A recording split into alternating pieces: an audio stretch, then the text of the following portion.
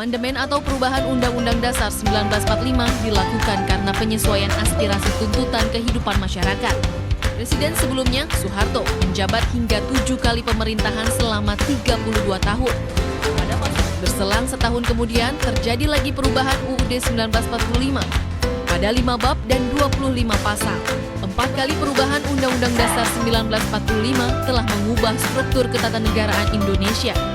MPR tak lagi sebagai lembaga tertinggi dan Indonesia sudah menganut sistem presidensial yang lebih efektif. Assalamualaikum warahmatullahi wabarakatuh. Salam sejahtera. Selamat pagi anak-anak ibu sekalian. Apa kabarnya hari ini? Semoga semuanya dalam keadaan sehat ya. Anak-anak ibu semuanya masih semangat belajar di rumah? Semangat! Selamat berjumpa dengan Ibu Saidah Fitri. Hari ini kita akan belajar PPKN SMP kelas 8, bab 2, pokok bahasan menumbuhkan kesadaran terhadap Undang-Undang Dasar Negara Republik Indonesia tahun 1945. Tujuan pembelajaran kita hari ini, siswa dapat mendeskripsikan sifat dan fungsi Undang-Undang Dasar Negara Republik Indonesia tahun 1945. Nah, anak-anak ibu semua, sebelum kita mulai aktivitas pembelajaran hari ini, mari kita berdoa menurut kepercayaan kita masing-masing. Berdoa dimulai. Selesai. Sebelum menyimak video pembelajaran, siapkan alat tulis kalian dan jangan kemana-mana karena ibu akan kembali lagi. Tetap di TV Tabalong.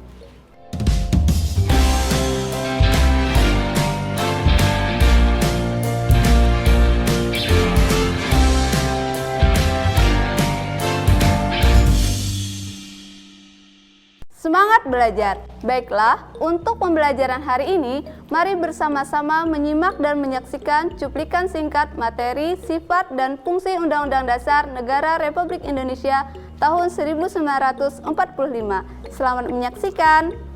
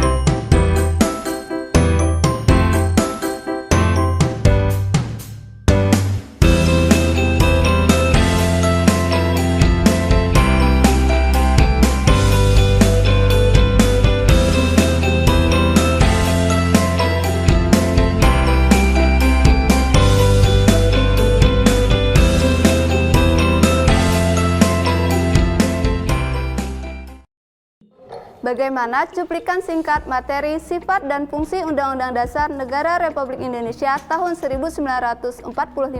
Apakah sudah paham? Nah, untuk melengkapi pemahaman kalian, duduk dengan baik, persiapkan alat tulis, dan konsentrasi menyimak video selanjutnya. Silakan.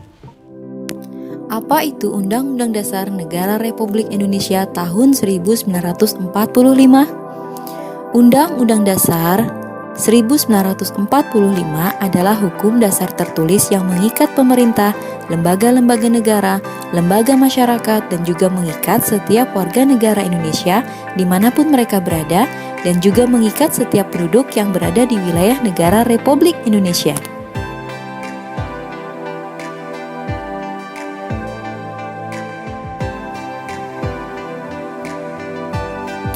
Apa itu sistem hukum nasional? Sistem hukum nasional adalah suatu totalitas yang terdiri atas komponen-komponen atau unsur-unsur yang satu sama yang lain berbeda, tetapi saling berkaitan dalam suatu pola sehingga dapat diterapkan secara konsisten. Undang-Undang Dasar Negara Republik Indonesia tahun 1945 menjadi konstitusi pertama negara Indonesia merdeka. Di dalam Undang-Undang Dasar Negara Republik Indonesia tahun 1945 diatur kehidupan ketatanegaraan Indonesia.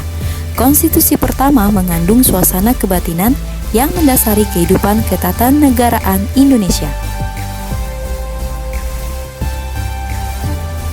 Apa kedudukan Undang-Undang Dasar dibanding peraturan perundangan lainnya? 1. Dibentuk dengan cara istimewa. 2. Dianggap sesuatu yang luhur. 3. Berisi cita-cita bangsa dan dasar organisasi negara. 4.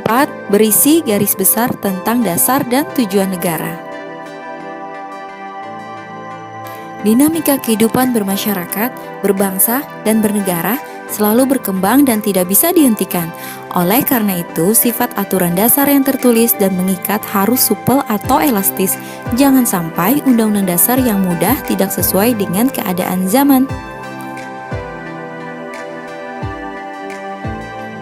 Apa saja sifat Undang-Undang Dasar? Sifat Undang-Undang Dasar yaitu 1. Tertulis, 2. Singkat dan supel, 3. Normatif, 4. Hukum positif yang tertinggi. Sifat Undang-Undang Dasar tertulis artinya rumusannya jelas, merupakan suatu hukum yang mengikat bagi pemerintah sebagai penyelenggara negara dan setiap warga negara.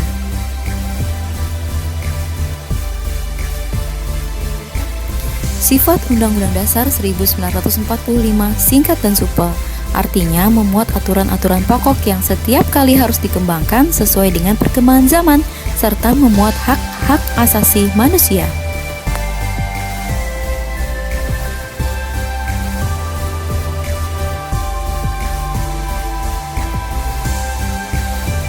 Sifat Undang-Undang Dasar 1945 normatif, artinya memuat norma-norma, aturan-aturan, serta ketentuan-ketentuan yang dapat dan harus dilaksanakan secara konstitusional.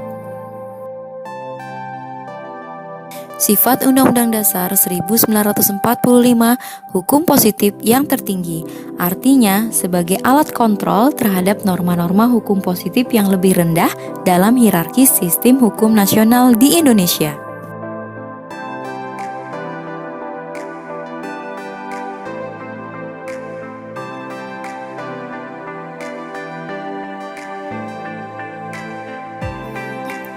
Sebagai hukum dasar, Undang-Undang Dasar Negara Republik Indonesia tahun 1945 berisi norma-norma dan aturan-aturan yang harus ditaati dan dilaksanakan oleh semua pemerintah, lembaga-lembaga negara, lembaga masyarakat, dan juga mengikat setiap warga negara Indonesia.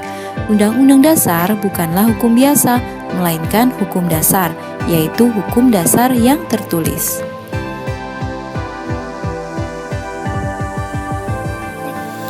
Telah dijelaskan bahwa Undang-Undang Dasar Negara Republik Indonesia tahun 1945 adalah hukum dasar tertulis yang mengikat pemerintah, lembaga-lembaga negara, lembaga masyarakat, dan juga mengikat setiap warga negara Indonesia dimanapun mereka berada, dan juga mengikat setiap penduduk yang berada di wilayah Negara Kesatuan Republik Indonesia. Sebagai hukum dasar, Undang-Undang Dasar Negara Republik Indonesia tahun 1945 merupakan sumber hukum tertulis. Setiap produk hukum seperti undang-undang, peraturan pemerintah, peraturan presiden, ataupun bahkan setiap tindakan atau kebijakan pemerintah haruslah berlandaskan dan bersumber pada peraturan yang lebih tinggi. Semua peraturan perundang-undangan tersebut harus dapat dipertanggungjawabkan kesesuaiannya dengan Undang-Undang Dasar Negara Republik Indonesia tahun 1945 dan muaranya adalah Pancasila sebagai sumber dari segala sumber hukum negara. Hal itu sesuai pasal 2 Undang-Undang Nomor 12 Tahun 2011.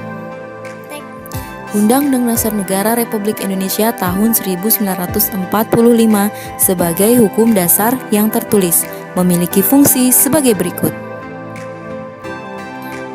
1.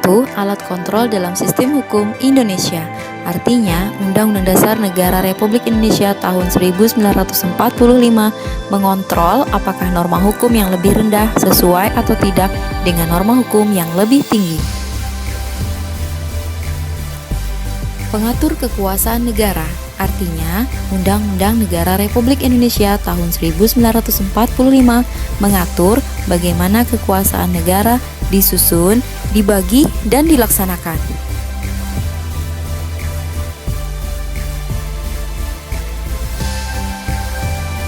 Contoh dari poin 2 adalah Undang-Undang Dasar Negara Republik Indonesia tahun 1945 membatasi dan membagi kewenangan para penyelenggara pemerintahan negara sehingga dapat tercipta keterkendalian dan keseimbangan di antara para penyelenggara pemerintahan negara sesuai dengan asas trias politica atau distribution of power dan menciptakan penyelenggaraan pemerintahan yang baik dan bersih atau clean government.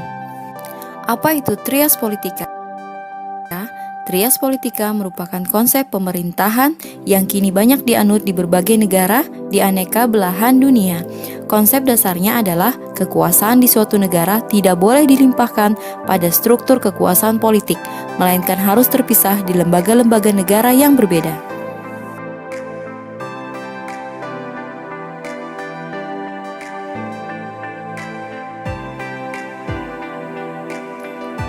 Penentu hak dan kewajiban.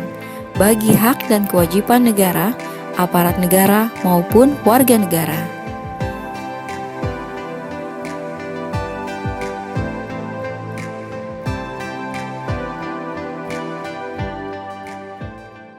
Undang-Undang Dasar.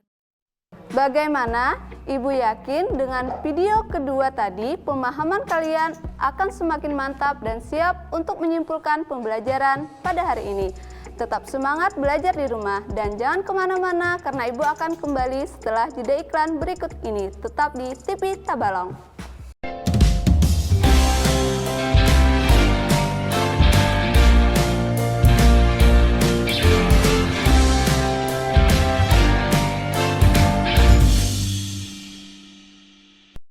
Semangat belajar, semangat! Kita tiba pada penghujung pelajaran yaitu kesimpulan dan tugas.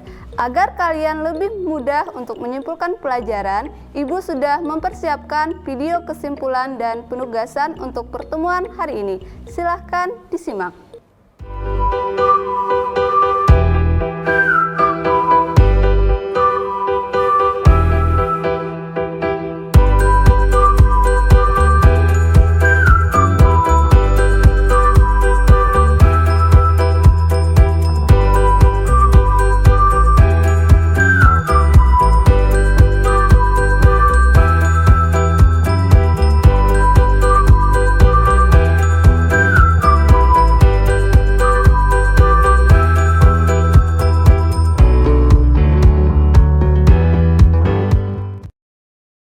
Baiklah anak-anak, dengan berakhirnya cuplikan kesimpulan dan penugasan tadi, maka berakhir pula pertemuan kita hari ini.